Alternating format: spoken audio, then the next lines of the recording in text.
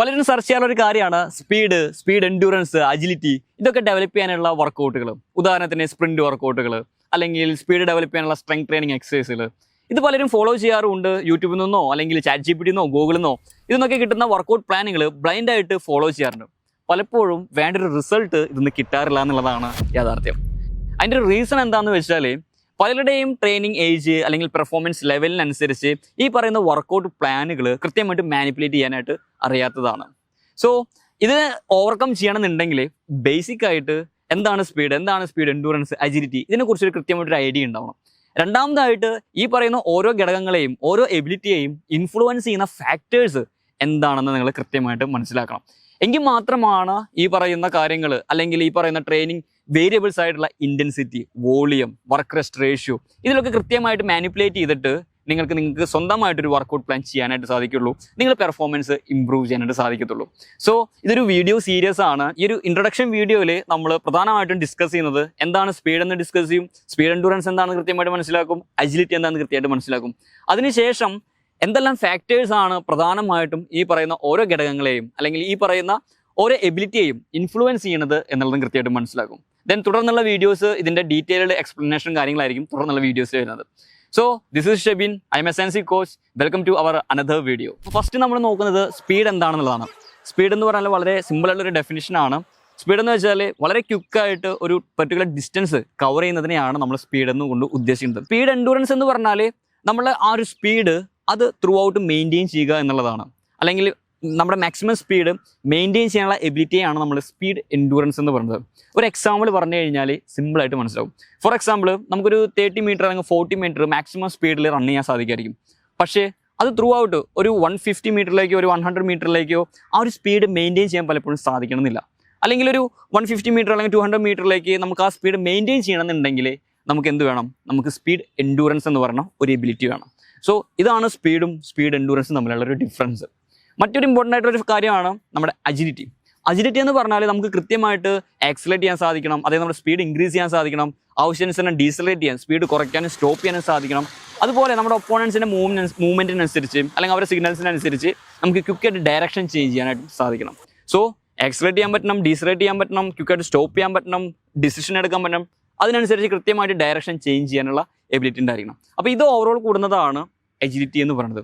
So ഈ ഒരു 3 കാര്യങ്ങളും, അതായത് സ്പീഡ് എൻഡ്യൂറൻസും അജിലിറ്റിയും, ഇത് ഒരുമിച്ച് പറയാനുള്ളൊരു കാരണം എന്താണെന്ന് വെച്ചാൽ ഇത് 3ഉം പരസ്പരം റിലേറ്റഡ് ആണ്. സിമ്പിളായിട്ട് പറഞ്ഞാൽ നമുക്ക് മാക്സിമം സ്പീഡ് ഡെവലപ്പ് ചെയ്താൽ മാത്രമാണ് സ്പീഡ് എൻഡ്യൂറൻസ് നമുക്ക് ഡെവലപ്പ് ചെയ്യാനായിട്ട് സാധിക്കത്തുള്ളൂ.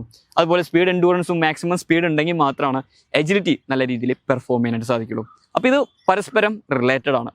പക്ഷേ ഏറ്റവും ഇമ്പോർട്ടൻ്റ് ആയിട്ടുള്ള കാര്യം എന്താണെന്ന് വെച്ചാൽ ഇത് ഓരോന്നിനും ഡിഫറൻ്റ് ആയ രീതിയിലാണ് നമ്മൾ വർക്കൗട്ട് ചെയ്യേണ്ടതായിട്ടുള്ളത്. അതായത് സ്പീഡ് ഡെവലപ്പ് ചെയ്യുന്ന വർക്കൗട്ട് അല്ല സ്പീഡ് എൻഡ്യൂറൻസ് ഡെവലപ്പ് ചെയ്യാൻ വേണ്ടി ചെയ്യേണ്ടത്, അല്ലെങ്കിൽ സ്പീഡ് എൻഡ്യൂറൻസും ഡെവലപ്പ് ചെയ്യാനുള്ള എക്സസൈസുകളല്ല അജിലിറ്റിക്ക് വേണ്ടിയിട്ട് നമ്മൾ ട്രെയിൻ ചെയ്യുന്നത്. ഡിഫറെൻറ്റ് മെത്തേഡുകളിലെയാണ് നമ്മൾ ട്രെയിനിങ് ചെയ്യുന്നത്. അപ്പോൾ അതിനെ കൃത്യമായിട്ട് മനസ്സിലാക്കണം. സോ അത് മനസ്സിലാക്കണം എന്നുണ്ടെങ്കിൽ എന്തെല്ലാം ഫാക്ടേഴ്സ് ആണ് നമ്മൾ സ്പീഡിനെ ഇൻഫ്ലുവൻസ് ചെയ്യുന്നത്, അല്ലെങ്കിൽ സ്പീഡ് എൻഡ്യൂറൻസിനെ ഇൻഫ്ലുവൻസ് ചെയ്യുന്നത്, അല്ലെങ്കിൽ അജിലിറ്റിയെ ഇൻഫ്ലുവൻസ് ചെയ്യുന്നത് കൃത്യമായിട്ട് മനസ്സിലാക്കണം. സോ അതാണ് നമ്മൾ നെക്സ്റ്റ് ഡിസ്കസ് ചെയ്യുന്നത്. ഏതൊക്കെ ഫാക്ടേഴ്സ് ആണ് നമ്മുടെ സ്പീഡിനെ എഫക്റ്റ് ചെയ്യുന്നത്. സോ ഫസ്റ്റ് കേസ് എന്ന് പറഞ്ഞാൽ നമ്മുടെ എനർജി സിസ്റ്റമാണ്. അതായത് നമ്മുടെ ബോഡിയിൽ പ്രധാനമായിട്ടും എനർജി പ്രൊഡ്യൂസ് ചെയ്യാൻ വേണ്ടിയിട്ട്, ഇപ്പോൾ സ്പ്രിന്റ് ചെയ്യാനോ കണ്ടിന്യൂസ് ആയിട്ട് റൺ ചെയ്യാനോ ജമ്പ് ചെയ്യാനോ ഇതിനൊക്കെ എനർജി വേണം. ഈ എനർജി പ്രൊഡ്യൂസ് ചെയ്യുന്നത് പ്രധാനമായിട്ടും 3 വിധത്തിലൂടെയാണ്. ഒന്ന് നിങ്ങൾക്ക് അറിയാവുന്നതാണ് ഫോസ്ഫേജ് എനർജി സിസ്റ്റം, മറ്റൊന്നാണ് എനേറോബിക് ലാക്റ്റിക് എനർജി സിസ്റ്റം അല്ലെങ്കിൽ ഗ്ലൈക്കോലിറ്റിക് എനർജി സിസ്റ്റം. അതുപോലെ മൂന്നാമതൊരു എനർജി സിസ്റ്റമാണ് എയറോബിക് എനർജി സിസ്റ്റം അല്ലെങ്കിൽ ഓക്സിഡേറ്റീവ് എനർജി സിസ്റ്റം എന്ന് പറയുന്നത്. സോ പ്രധാനമായിട്ടും ഈ 3 എനർജി സിസ്റ്റത്തിലൂടെയാണ് എനർജി പ്രൊഡ്യൂസ് ചെയ്യുന്നത്. നമ്മുടെ ശരീരത്തിലെ എനർജി ഡിമാൻഡിനനുസരിച്ചിട്ടാണ് ഇതിൽ ഏത് എനർജി സിസ്റ്റം യൂസ് ചെയ്യണമെന്ന് തീരുമാനിക്കുന്നത്. ഫോർ എക്സാമ്പിൾ നമ്മൾ മാക്സിമം എഫേർട്ടിൽ സ്പ്രിന്റ് ചെയ്യുകയാണെന്നുണ്ടെങ്കിൽ പ്രധാനമായിട്ടും അവിടെ ഇൻവോൾവ് ചെയ്യുന്നത് എനർജി പ്രൊഡ്യൂസ് ചെയ്യാനായിട്ട് നമ്മുടെ ഫോസ്ഫേജ് എനർജി സിസ്റ്റമാണ്.